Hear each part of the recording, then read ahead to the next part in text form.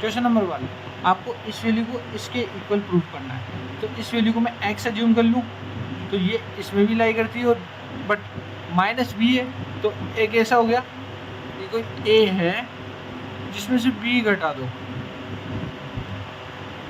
ठीक है। तो a में से b घटा दो वो पार्ट, तो a तो लाई करता है उसमें, बट x b में लाई नहीं करता उस केस में। ओके, तो कैन वी से दिस कि x लाई करता है a में but do not lie into this b, right. इसको जस्ट उल्टा लिख सकते हैं कि b में लाइज करता है लेकिन a में लाई नहीं करता।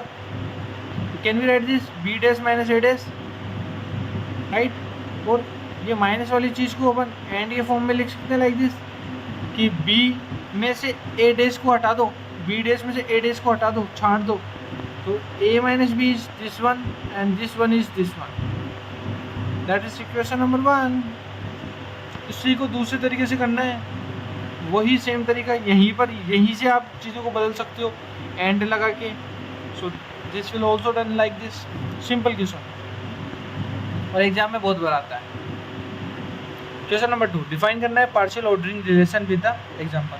तो मेरे पास जो नोट्स हैं, मैं I would recommend you guys, notes आपको मिल जाएंगे engineerstylekegyan.com पर भी, तो वहाँ पर आप नोट्स देखो जिसमें आपको मिल जाएगा partial ordering relation with an example.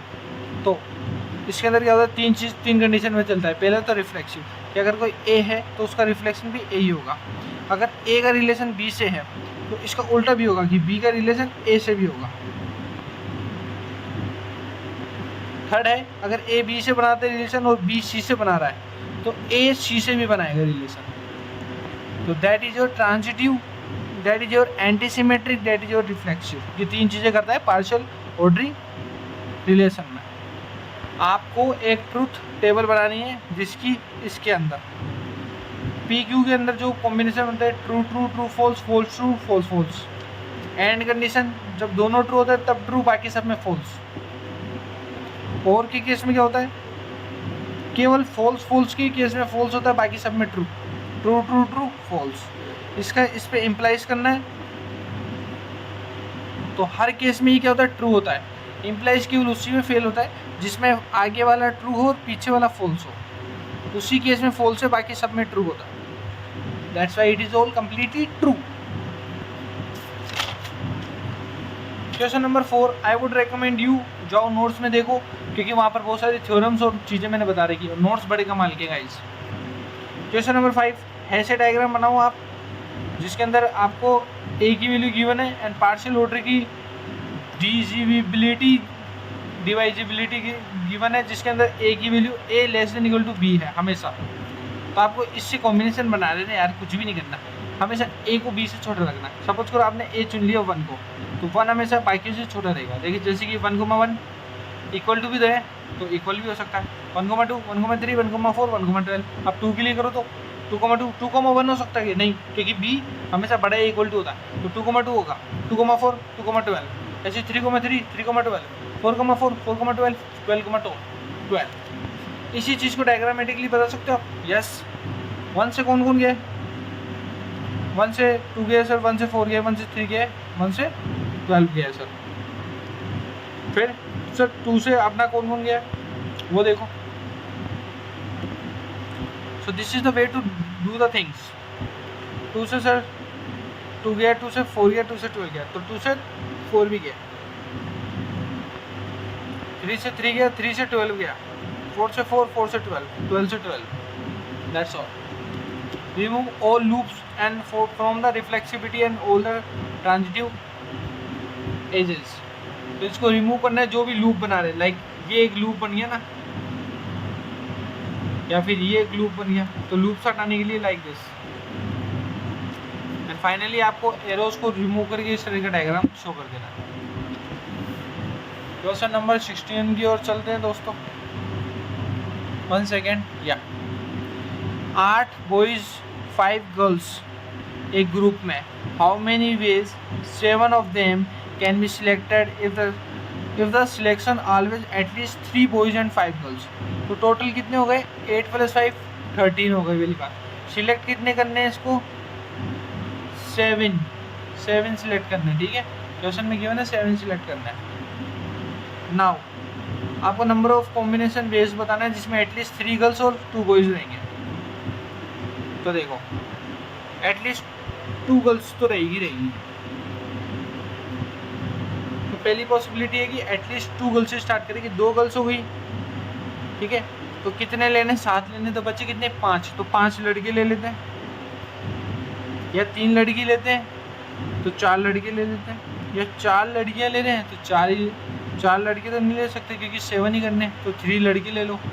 अब ये किस में से ले लो आप, तो लड़के तो 8 का, 8 में से 5, 8 में से 4, 8 में से 3, लड़कियां सर 5 में से 4, 5 में से 3 है सर, 5 में से 2 है।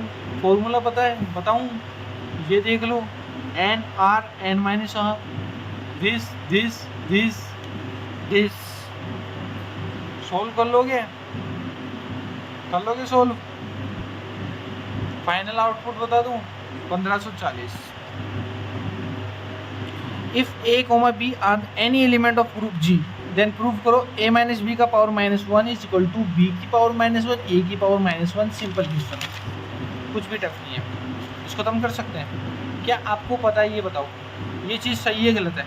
इसका इन्वर्स और इससे मल्टीप्लाई 1 ही होता है नहीं होता? दोनों तरफ में माइनस इससे मल्टीप्लाई कर दूं b की पावर -1 से, कर दो sir.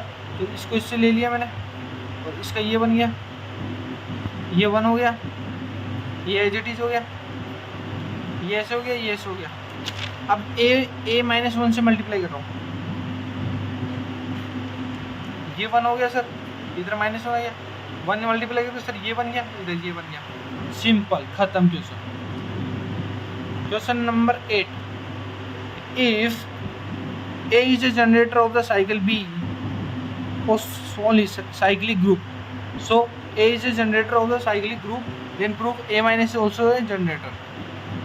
So let's suppose A आपका जो एक साइक्लिक ग्रुप को जनरेट कर रहा है जिसमें A और A क्या है, G के एलिमेंट है, और सॉरी A और R क्या है आपका, R एक इंटीजर नंबर है, तो अपन लिख सकते हैं A की पावर R, A की पावर -1 की power -R is equal to that 1। So each element में वी कैन से, अगर -R एक आपका इंटीजर है तो A की पावर -1 भी also the group generator as well. Okay, simple prove करना है आपको बस। You can write by your own as well, nobody checked your paper in that much effective way. Okay, draw करना है आपको इक्लियर but not the Hamiltonian. So this is your इक्लियर diagrams बट that are not the Hamiltonian. तो आपको इक्लियर और Hamiltonian के बीच में फ़र्क पता है, नहीं पता? तो आपको मेरे नोट्स रेफरेंस के लिए दे रहा हूँ engineerstylegyaan.com के ऊपर, वहाँ पे इन दोनों के रेफरेंस पता है, वहाँ से आपको आइडिया लग जाएगा किसको क्या बोलते हैं और कैसे डायग्राम बनाना है। Same for the question number 10 as well. Chromatic numbers क्या होते हैं ये भी वही एक्सप्लेन है, यहाँ से भी आप देख सकते हो। ये रहा, ले लो फोटो, ले लो स्क्रीनशॉट, ले ली, चलो ठीक है। अब पार्ट बी के लिए बहुत तगड़े क्वेश्चन है, बहुत प्यारे प्यारे क्वेश्चन है, डायग्राम से, ठीक है, सब कुछ अवेलेबल है। बस आपको क्या करना है, चैनल को ज्वाइन कर लेना है एंड पार्ट बी एंड सी की वीडियोस को अच्छे से देख लेना, क्योंकि मोस्ट क्वेश्चन बनने के चांस भी है, नोट्स भी बताया जाएगा, हर एक चीज़ वहाँ पर एक्सप्लेन कर रहे हैं हम। तो जाओ देखो एंड बताओ कैसी लगी आपको वीडियो, आ जाओ फटाफट, वहाँ पर मिलते हैं। ओके, जय हिंद, जय भारत।